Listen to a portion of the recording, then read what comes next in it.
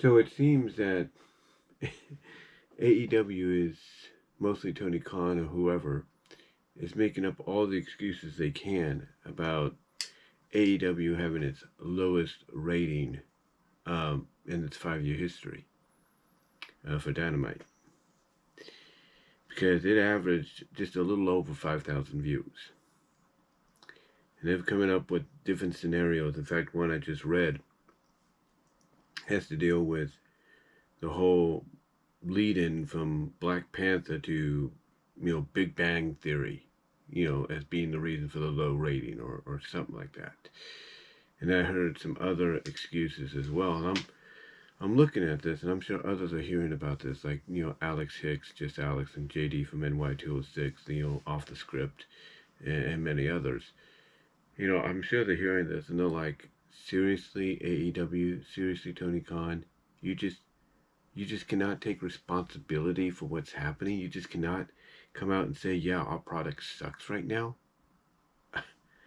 I mean, what is it going to take? I mean, is Warner Brothers Discovery going to have to, David Zaslav, is he going to have to talk to you guys and say, hey, I can't have you on my networks anymore if you're going to draw these kind of ratings? What's going on? It just, to me, it just doesn't make any sense. You say you have the best, talent, as far as wrestling goes, under your umbrella, under your roof. And yet with all that talent, you can't put together cohesive storylines to tie in with what some of them are doing. I mean, I get it. I totally get it, okay? I get it. Tony Khan, he's a fan first and foremost. And as a fan, he wants to give fans, what they crave, and that is great wrestling and dream matches and so on. And I understand that. I do. I understand that. But it's like, that's one thing, to want to do that. But it's another to not do it and not have something that coincides with it. I mean, you take a look at this whole elite situation, and I look at them as just basically being the NWO, or at least trying to be a poor man's version of the NWO, and I call them the NEO. That's what they are. And what is it? And you look at them and you think, what are they trying to do? What are they trying to do with this elite storyline?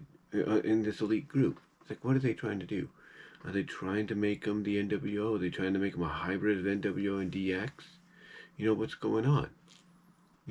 Or are they making them a group of guys that are just bitter at the fact that, hey, this company is named after us, so it should be focused on us and our friends? Is that what this issue is? I don't know. I don't know. But I can say right now, it just doesn't make any real sense. I mean, if you want to make them a threat, in my opinion, you want to put some story behind it, you want to make them a threat, then why don't you just have them, abuse the power to the fullest? Just strip, Swerve of the world title, hand it over to Jack and say, that's your new world champion, whether you like it or not. It's like, why don't they just do that? I mean, story, I guess from a story perspective, it wouldn't make any sense because Daniels would just come in and reverse that decision.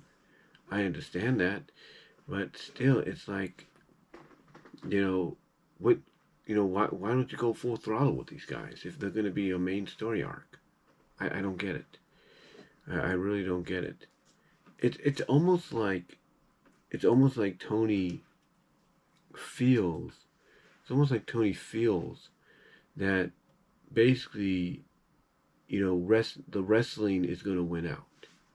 That sooner or later, in his mind, fans are going to get sick of what WWE is giving them right now, which is probably the best content you're going to find wrestling and sports entertainment-wise, because it's a perfect balanced blend of story and wrestling. I'm not sure if Tony Khan's, waiting and hoping and praying that, the fans will get sick and tired of that presentation and decide to drift over to the actual wrestling show. I don't know. I don't know, but I can say this honestly, that if he's hoping for that, he's going to be hoping and waiting for a long, long time. Because as we saw last night on SmackDown, everybody looks at that as the best SmackDown in a long time. Well, a very long time, if not this year period. People compare it, like JD of Off the Script compared it to Triple H giving them a full Michelin like steak dinner, or a full filet mignon, well done with some added spice to it, for your dinner. And you can't blame JD for feeling and believing that, because when you look, even when you look at the highlights and you read what people have to say online, it's obvious that SmackDown was pretty much better than anybody could imagine. So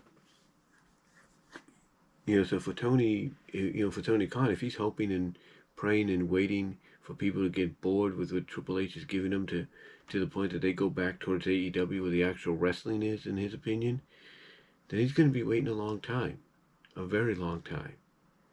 And sooner or later, somebody, and I know people like me and JD and Alex, we beat this to death all the time, but sooner or later, somebody's got to take the book away from him or take him to the side and say, "Look, Tony, the focusing on the wrestling only aspect of this company, it's not working anymore. You need to balance things out. You need to make things, to where they make sense, to where you have good stories that also accompany the good wrestling, And again, I know content creators like me have beaten that to death all the time, but it's true. Sooner or later, somebody's got to do that. And if not, AEW is not going to. And I hate to say this, AEW is not going to thrive the way it should. I mean, what's interesting about this is I read an article. I read an article about TNA and how everybody is high up on TNA now. The backstage is up and prominent and positive again. People are happy with the ratings they're getting, which is a lot higher, obviously, than AEW's, and that's and on Access TV and YouTube and Access TV, and you can view it through YouTube memberships and all that. Or not YouTube TV, but YouTube memberships, but Impact Plus for $10 if you want to. It's like people are very high on the momentum TNA has right now. And the numbers, when you look at the viewership numbers, those are a lot higher. And it's not just because of TNA Plus. No, it's because of Access TV. The numbers are a lot higher than AEW's. And Tony should be worried, because here's a company that, part of the success and part of the reasoning for the viewership increasing is because of the partnership with WWE. But Tony should be worried, because what's happening here is this company that he was partners with, that he pretty much, let's be honest, did not treat very well. Pretty much made it all about his company being better than theirs. That very company, is suddenly becoming the new number two again. They're suddenly becoming, the second best wrestling promotion in the world, if not the country. And Tony Khan needs to, wake up and realize that, what was once his is number two, he's losing to TNA. And TNA, again, with all purposes, is on a lesser known, lesser accessed cable channel than his show is. His show is on TBS and TNT. TNA is on Access. And again, TNA has the advantage of being on TNA Plus and YouTube TV, and that's that helps them out. But if you take that away and you look at the cable numbers, TNA on a very limited channel is blowing, just slightly, but they're basically blowing AEW out of the water. And again, this is a company that Tony partnered with in his first few years of existence, for his company, and he just used them to make his company and his stars look good. He didn't do nothing in return. He basically partnered with them to make him and AEW look good, and he and AEW from the TNA side of things were the heels. It's like what the hey, huh? And you obviously got to believe that Tony's seeing what's going on. He's hearing what's going on with this TNA WWE partnership, and he's kicking himself. He's kicking himself in the rear at the fact that, oh crap, TNA, it's got a lot of momentum now. TNA's got more viewers again. And it's not just because of their partnership with WWE, but it's because of the fact that they're basically reconstructing and doing things correctly, and because of the partnership with WWE, they're taking a page out of the playbook and realizing, oh, this is how things are done, and they're running with it, and it's helping them out. And Tony doesn't see that.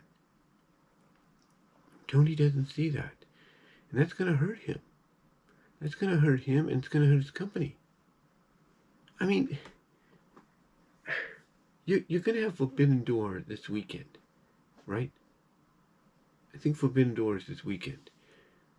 Not this weekend, but I don't think it's this weekend. I don't think it is. I don't think it is. Let me check. But I don't think it's this weekend. I think it's the 30th. If it's the 23rd, I'm going to be wrong. But still, you got Forbidden Door at the UBS Arena in the backyard of one of your top stars, the top star you got right now, Maxwell Jacob Friedman, MJF. And yet, you barely... Let me see here. Yeah, well, it's a week from Sunday. But like I said, so it's on the 30th. I was kind of correct in that. But anyway, you have Maxwell Jacob Friedman, your top star, who's going to be in a match in his hometown, in his home arena, and you haven't even sold that bastard out yet. I mean, yeah, the way you configured it, you're close to selling out, but still, it's like, what is it going to take to get back to where you sold out almost within a week of announcing tickets, huh? When is it going to get back to that? Probably what, forever? Probably what, somebody knocking some sense into you? I don't know. I don't know. But, they are making every excuse in the book for the ratings, being as low as they were on Wednesday. And you can blame, and you know what? People are going to laugh about that, thinking, wait a minute, they're blaming the Black Panther into Big Bang Theory lead-in for the low ratings on AEW, or the Big Bang Theory leading the Black Panther, thing is low ratings for AEW. It's like what? It's like, what sense does that make? And then there are other things they were basically blaming too, from other channels. And it's like, why are you making up excuses? There is no more NBA basketball right now. There is no more NHL hockey right now, okay? There's none of that. The only thing you probably have to worry about in the future is Major League Baseball, and that's it. And speaking of baseball, that's one of the things they blamed. Excuse me. Was a college baseball playoff game. Yeah. They blamed that for the low ratings. And something else. Along with, the lead-in from Big Bang and Big Panther. It's like, stop making excuses, Tony. You and your team need to stop making excuses and basically accept the fact that you are not where you should be like you used to be. You should be above TNA. You should be neck and neck with WWE, but you're not. And you have this talent, this bloated roster of talent, I should say, at your fingertips, and you're doing nothing with them to really get, people to watch. All you're saying is, here's a dream match, here's a dream match, here's this, here's that. You know what the one thing about, wrestlers going to different companies, it's not the fact that they just want to have a dream match or several dream matches or go international if they can. It's not just that. The reason they like to go to other companies is because they want to face off against the stalwarts, the mainstays of that company, the faces of the company that have yet to step foot in the company they came from. And yeah, that does sum up Dream Match, but they want to do that because they know if they, work with them, they can probably create a chemistry that can create, a story down the line. That's why they do it. They don't just do it because, I'm going to go there because the promoter wants me to be put, because it's early, I do apologize. But they're not just going there because they want to say, because they're thinking, I'm going to go here so the promoter could just put me in dream match after dream match after dream match. No.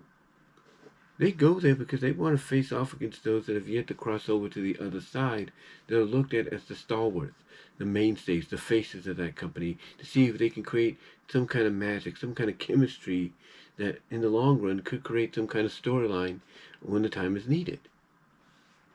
That's why they do it. They don't go there because, I want to wrestle the best. I want to be part of where the best wrestle. No. They go there because they want to go up against those that have yet to cross the line over to where they were. And that's a fact. That's a fact.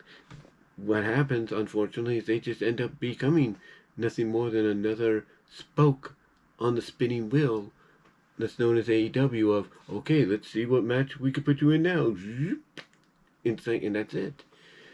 It's just, Tony Khan just needs to, honestly, he needs to give up the book.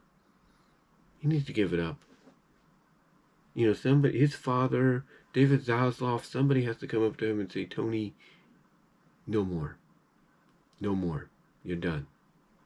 And if speculation and theory, and if the speculation and rumors have any truth to them about Shane McMahon going there, Booker, good Booker or not, guess what?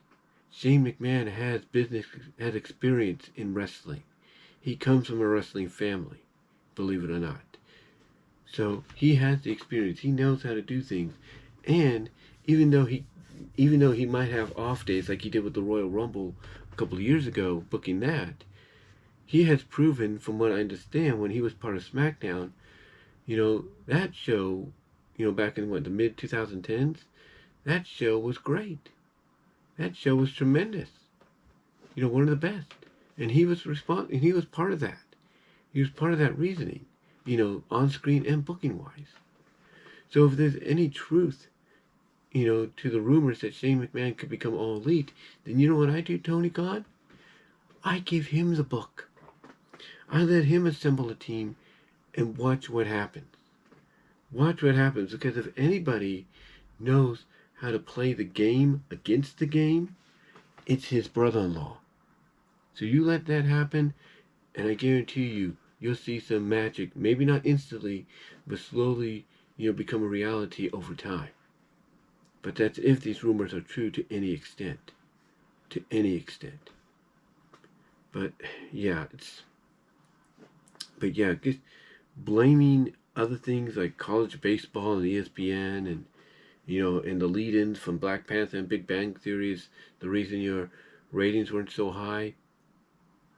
No. Knock it off. Stop. Just stop. Because those are the stupidest reasonings I think I and anybody else can think of. And I guarantee you, by the time you watch this, JD from Off the Script, he's going to do an extra. If not, he hasn't done one already. He's going to post that extra up. And believe me, if you're a fan of Off the Script and JD from NY206, he's going to basically rip AEW a new one. And he's going to probably mention some of these excuses that they're coming up with as the reason as to why the ratings were so low. You just know he will. I mean, Alex of Just Alex's World did it yesterday, and others are going to do it. Solomonster's going to do it on his podcast tomorrow morning. That he's going to clip up, that he's going to put on as a clip later on YouTube. Enough's enough. Enough's enough, Tony. It's time to wake up, grow up, and just stop making excuses. That's all I can say. I'm sorry if this didn't sound as straightforward or it was kind of low all over the place. It's early. It's about 8:22 in the morning, 8:22 a.m. Pacific time. I'm trying to do this before my mom officially wakes up to do her thing because she is off on the weekends, but she's also off because of summer break. But let me know what your thoughts are, guys, on the whole AEW thing and Tony Khan and his team coming up with another excuse, another, lame reasoning as to why the ratings were down, if not down the lowest they've ever been for AEW Dynamite. Let me know what your thoughts are, and until then, I am out.